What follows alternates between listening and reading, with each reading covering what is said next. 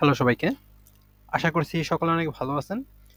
এই পার্টে আমি আপনাদের দেখাবো কিভাবে আপনি একটি সাবডোমেন ক্রিয়েট করতে পারেন এবং সেই সাবডোমেনে ওয়ার্ডপ্রেস ইনস্টল করতে পারেন এবং সেটি সম্পূর্ণ লাইভ সার্ভার অথবা cpanel থেকে এটি করতে পারেন।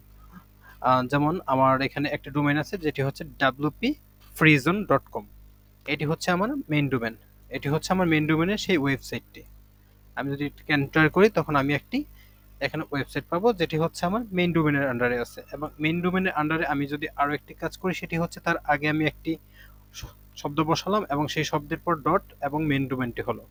এটিকে সাধারণত বলা হয় সাবডোমেন। আমার মেইন ডোমেনের আন্ডারে আরো একটি ডোমেন তৈরি করা, তখন এটি একটি আলাদা নতুন একটি ডোমেন হিসেবে কাজ করবে। আমি চাইলে এই সাবডোমেনের আন্ডারে নতুন একটি ওয়ার্ডপ্রেস ওয়েবসাইট ইনস্টল করে ব্যবহার করতে পারি, অথবা আমি যে কোনো মাধ্যমে বা যে কোনো সিএমএস ব্যবহার করে আমি একটি ওয়েবসাইট তৈরি করতে পারি। তো আমাকে প্রথমে মেইন ডোমেনটিকে বলা হয় মেইন ডোমেন এবং এর আন্ডারে আমি যে নতুন একটি ডোমেন ক্রিয়েট করি সেটিকে বলা হয় সাবডোমেন। যেমন প্রথমে আছে wpfreezone.com, তারপর আছে new.wpfreezone.com। তো আমি যদি new.wpfreezone.com ভিজিট করি তাহলে আমি দেখব আমার কোনো ওয়েবসাইট সেখানে ইনস্টল করা নেই বা এই ডোমেনটি আমার কাজ করবে না।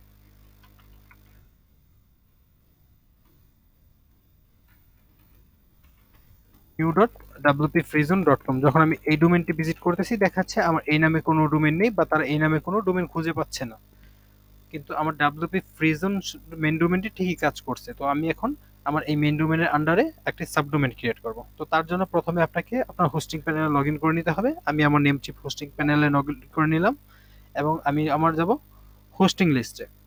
এটি আমাকে অবশ্যই সি প্যানেল থেকে করতে হবে, তাই আমি যাব হোস্টিং, তারপর আমি সি প্যানেলে যাব এবং সি প্যানেলে যাওয়ার পর আমরা সি প্যানেল থেকে আমাদের মেইন ডোমেনের আন্ডারে আমরা একটি সাবডোমেন ক্রিয়েট করব। তো এটি করার জন্য আমি প্রথমে যাব, নিচে স্ক্রল করলে আমি অবশ্যই সাবডোমেন ক্রিয়েট করার অপশনটি পাবো। এই যে সি প্যানেল প্রবেশ করার পর সি প্যানেলের একটু স্ক্রল করার পর আমি দেখলাম যে এখানে একটি সাবডোমেন অপশন রয়েছে। তো আমি এটিকে ক্লিক করি। এটিকে ক্লিক করলে তারা আমাকে সাবডোমেন ক্রিয়েট করার অপশন দিয়ে দিবে। ইতিমধ্যে আমার অনেকগুলো সাবডোমেন ক্রিয়েট করা আছে বিভিন্ন ডোমেনের আন্ডারে। তো আপনি সাবডোমেন ক্রিয়েট করার জন্য আপনি এখানে যে নামে সাবডোমেনটি ক্রিয়েট করতে চান ওই নামটি দিবেন। যেমন আমি এখন যে নামে করবো সেটি হচ্ছে new.wpfreezone.com। তো এর জন্য আমাকে প্রথমে দিতে হবে সাবডোমেন নিউ, শুধু নামটুকু দিতে হবে। দেওয়ার পর আমি কোন ডোমেনের আন্ডারে এটিকে করব, তো আমার এখানে বেশ কিছু ডোমেন অলরেডি ইনস্টল করা আছে। আমি সেখান থেকে wp ফ্রিজন যে ডোমেনটি আছে শুধু আমি এই ডোমেনের আন্ডারে করব। আমি চাইলে অন্যান্য ডোমেনের আন্ডারেও করতে পারি, কিন্তু আমি এখন করব wp ফ্রিজন এই ডোমেনের আন্ডারে। তুমি এই ডোমেনে ক্লিক করার পর আমার এখানে নতুন একটি ফোল্ডার ক্রিয়েট হবে যেটি হবে new.wpfreezone.com। এবার আমি ক্রিয়েটে ক্লিক করি। ক্লিক করলে আমার মেইন ডোমেনের আন্ডারে একটি সাবডোমেন ক্রিয়েট করা হয়ে যাবে। এটি হচ্ছে এই হচ্ছে আমার সাবডোমেনের এক্সাম্পল blog.example.com। এটি হচ্ছে আমার মেইন ডোমেনের আন্ডারে সাবডোমেন। example.com যদি মেইন ডোমেন হয়ে থাকে তাহলে ব্লগ হচ্ছে ব্লগ সহ যে সম্পূর্ণ ডোমেনটি এটিকে বলা হবে সাবডোমেন। তো ওয়েট করি আমরা ইনস্টলের জন্য। তো ইতিমধ্যে আমাদের সাবডোমেনটি ক্রিয়েট করা হয়ে গেছে। আমাদের এসএসএল ইনস্টলের জন্য কিছুক্ষণ সময় লাগবে। তো এসএসএল ইনস্টল হোক, আমরা ইতিমধ্যে দেখি যে আমরা এই সেটি রিলোড দিয়ে কোনো কাজ হচ্ছে কিনা। আমি রিলোড দিলাম, তারপরে দেখলাম যে এটি কাজ করছে না। এটি কাজ না করার মূল কারণ হচ্ছে আমরা এখানে এই ডোমেনের আন্ডারে কোনো কিছু ইনস্টল করিনি বা কোনো ফাইল ফোল্ডার বা কোনো কিছুকে দেখিয়ে দিইনি তাই। তো আমরা এখন এই নতুন যে আমাদের new.wpfreezone.com যে ডোমেনটি তৈরি হলো, আমরা এই ডোমেনের আন্ডারে এখন চেষ্টা করব একটি ওয়ার্ডপ্রেস ইনস্টল করার জন্য। ওয়ার্ডপ্রেস ইনস্টল করার জন্য আমি আবার চলে যাব সি প্যানেলে। তো এর জন্য আমি এখানে ক্লিক করছি। করার পর আমি আবার সি প্যানেলের হোম পেজে চলে আসলাম। তারপর এখান থেকে আমাকে ওয়ার্ডপ্রেস ইনস্টল করার জন্য আমাকে এখানে ওয়ার্ডপ্রেস সাজেস্ট করতেছে ওয়ার্ডপ্রেস, অথবা আমি এটিকে সফটাকুলাস অ্যাপ ইনস্টলার এখান থেকেও ইনস্টল করতে পারি। চাইলে আমি এখানে সার্চ বারে সার্চ করতে পারি সফটাকুলার্স, অনেকের হয়তো সামনে নাও থাকতে পারে। আমি যখন সফট লেখার সাথে সাথে সফটাকুলার্স অ্যাপ ইনস্টলার চলে আসলো। তো আমি এখানে ক্লিক করব।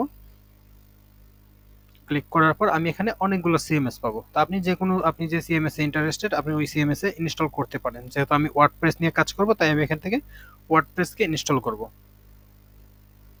আমি ক্লিক করলাম ইনস্টলে। ইনস্টলে ক্লিক করার পর আমাকে এখান থেকে দেখিয়ে দিতে হবে এটি কি এইচটিটিপিএস এর আন্ডারে হবে নাকি এইচটিটিপি তে হবে, এ কি ডাব্লিউপি www ডট সহ হবে নাকি www ডট ছাড়া হবে, তো আমাকে এখান থেকে দেখিয়ে দিতে হবে। এটি মূলত এইচটিটিপিএস হচ্ছে এসএসএল এর জন্য কাজ করে, যেটির মাধ্যমে আপনার এখানে সিকিউরিটি বা সিকিউর কানেকশন দেখায়।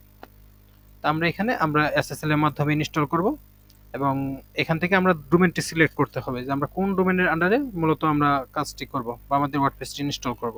তো আমরা একটু আগে একটি নতুন ডোমেন ক্রিয়েট করেছিলাম, যেটি হচ্ছে new.wpfreezone.com। তো আমি এই ডোমেনে ক্লিক করলাম। ক্লিক করার পর আমার এখানে এটি যুক্ত হয়ে যাবে, কিন্তু আমাকে এখানে দেখাচ্ছে a trusted SSL certificate not found, কারণ আমাকে যেহেতু আমি ডোমেনটি এইমাত্র ক্রিয়েট করেছি, আমাকে অবশ্যই 1 ঘন্টার মতো সময় লাগবে এখানে এসএসএল ক্রিয়েট হতে। আমি চাইলে এসএসএল ছাড়া এটিকে ইনস্টল করতে পারি,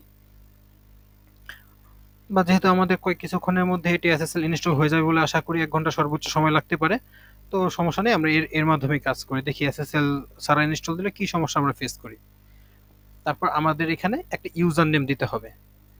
আমরা চাইলে ব্লগ টাইটেল, সাইট টাইটেল এবং সাইটের ডেসক্রিপশন এখানে দিতে পারি, কিন্তু এখানে না দিলেও সমস্যা নেই, আমরা ওয়ার্ডপ্রেস ড্যাশবোর্ড থেকে এগুলোকে পরিবর্তন করতে পারবো। এখানে আমরা দিব ওয়ার্ডপ্রেসের ইউজার নেম, তো আমরা একটা ইউজার নেম ক্রিয়েট করে নিচ্ছি।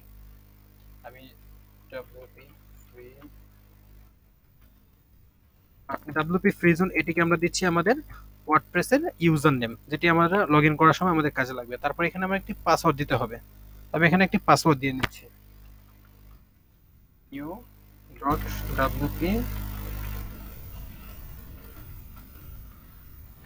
এটিকে আমরা একটা পাসওয়ার্ড হিসেবে দিয়ে দিলাম, যেটি আমাদের পরবর্তীতে অ্যাডমিন হিসেবে লগইনের জন্য কাজে লাগবে। আপনি এখানে আপনার একটি স্ট্রং পাসওয়ার্ড দিয়ে দিবেন, এবং এখানে আপনাকে একটি অবশ্যই অ্যাডমিন ইমেল দিতে হবে, যে ইমেলের মাধ্যমে আপনি সকল ডিটেলস পাবেন, বা পরবর্তীতে কোনো সমস্যা হলে বা যে কোনো প্রয়োজনে আপনি এই ইমেলটি ব্যবহার করে আপনার সব ইনফরমেশন নিতে পারেন। তো এখানে অবশ্যই আপনাকে একটি অ্যাডমিন ইমেল হিসেবে দিতে হবে।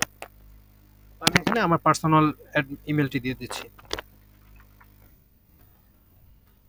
আমি যখন এখানে একটি অ্যাডমিন ইমেল দিয়ে দিলাম, তারপর আমি নিচে স্ক্রল করব এবং এখান থেকে ইনস্টলে ক্লিক করব। আমি চাইলে নিচে একটি ইমেল ফিল্ড আছে, আমি এই ইমেল ফিল্ডে আমার ইমেলটি দিতে পারি। এটি দিলে আমার যখন ওয়ার্ডপ্রেস ইনস্টল করা সম্পন্ন হয়ে যাবে, তখন আমাকে একটি ইমেলের মাধ্যমে নোটিফিকেশন দিবে। আমি ক্লিক করলাম ইনস্টলে, তো কিছুটা সময় নেবে এবং এটি ইনস্টল হয়ে যাবে।